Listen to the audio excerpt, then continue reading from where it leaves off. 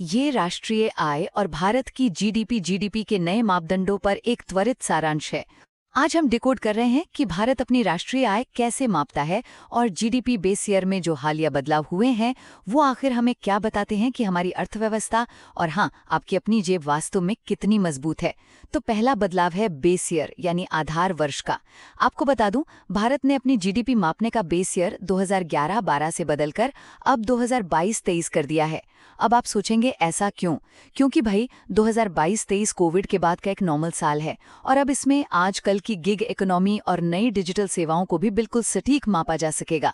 सोचिए, ये बिल्कुल वैसा ही है जैसे किसी पुराने तराजू को आज के नए जमाने के वजन के हिसाब से फिर से कैलिब्रेट करना, ताकि अर्थव्यवस्था की एकदम सही तस्वीर सामने आ सके। अब आते हैं दूसरे पॉइंट पर, जो है रियल और नॉमिनल जीडीपी का गणित। देखिए, नॉमिनल जीडीपी में महंगाई भी जुड़ी होती है, जबकि रियल जीडीपी से हम महंगाई का असर पूरी तरह हटा देते हैं। नए बेस ईयर के हिसाब से देखें तो वित्तीय वर्ष 25-26 के लिए भारत की रियल जीडीपी ग्रोथ 7.6% अनुमानित है। लेकिन पता है, इस नए फॉर्मूले से नॉमिनल जीडीपी 3 से 4% तक घट गई है।